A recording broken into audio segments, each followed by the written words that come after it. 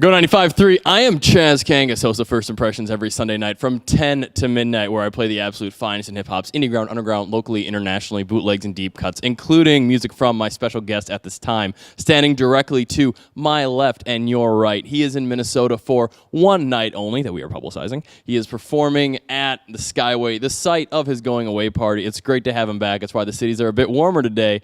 Ladies and gentlemen, the great Drelli. Drelli, how you doing today? I'm doing amazing. How about yourself? Spectacular. So how was the transition going from Minneapolis to Los Angeles, the Angel's Apple, as it's known, instead of the Mini Apple, 2 years prior?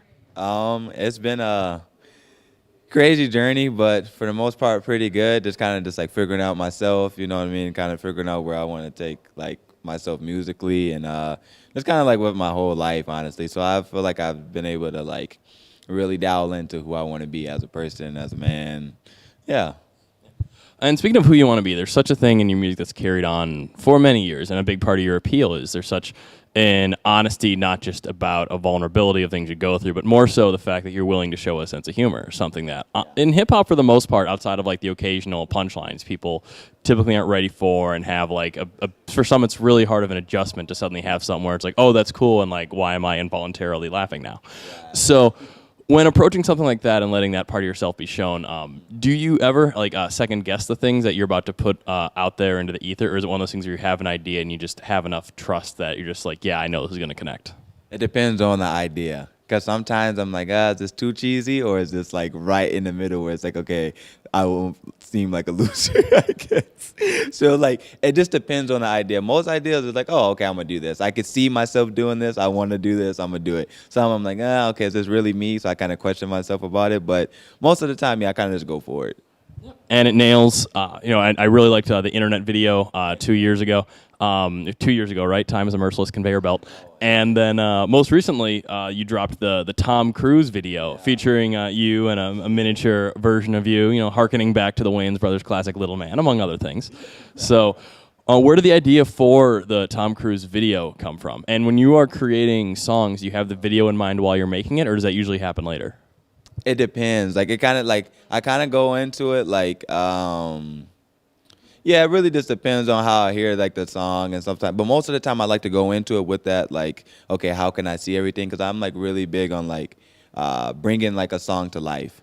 That's like where I have the most fun. So I try to like, okay, if I can see like a picture in my head, I'll try to be like, okay, this is how the video is going to go. This is how I should go about this song. You know what I mean? So when I did the Tom Cruise one, I don't even know. Like, I kind of just like, the ideas happen so randomly. I kind of normally, when I like do a video, I have a bunch of different ideas and see which one sticks the most.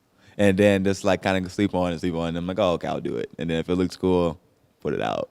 Do any of those ideas that maybe get cast off to the side ever pop up in later videos? Yeah, I've actually done videos. Like some of the recent ones, like I've done some of the videos with another video person, and like it didn't work, but then I still did it again with someone else and it worked. So it's just like kind of just a trial and error. You know what I mean? I kind of look like, I don't think no idea is a bad idea. It's just kind of how the execution is on it. So yeah. I can say that's a good approach to life. So with the Tom Cruise video then, I have to ask, what's your favorite Tom Cruise film, or at the very least Tom Cruise performance? I would say Mission Impossible. Yeah. I mean, it's just, he's going off in that movie, and I haven't seen it in a while, but that's kind of the only one I can really think about. But like, I know he's always on the moves. I said I'm always on the moves. There you go. And that iconic VHS art where you just see the silhouette behind like the whiteness of that, just that perfect rectangle. He's going crazy. So you're gonna make it a blockbuster night when you rent that one, and go home happy. So with someone who is so puts a major emphasis on the visuals like you do, whether it's like the video, whether it's the aesthetic of the single arts or the album arts, how do you find the best way is to translate that to a live performance setting? As of right now, I mean, like, as far as like how I want to perform the songs, this is gonna be my first time actually performing these new ones, so I have to just see. I don't even know. Like, I plan on just like, I know, and that's the thing. I don't really go into it with like being too hard on myself. I'm gonna just kind of go out there and just do it, and just kind of. Yeah, as the time goes on, I want to like eventually like how my videos are, kind of put that same behind like stage design too. But until then, I'm gonna kind of just like, if they like the song, we can just rock out together. There you go, and it's a good place to rock out, of course, being back in the Twin Cities. When you come back and visit, what are some of your absolute go-tos that you hit up? I would say Mongolian Grill. This place called Khan's. Have you heard of that place? Yeah, that place is amazing. I go to that place like every time I come back. And then The one next to the abandoned Joe's Crab Shack, like out by Roseville. Yep. Yep. That one's amazing. Very. Great Slumberland there, too. No, I haven't been. Dude, if you're looking to buy like a bookcase and get a good deal on it, yeah.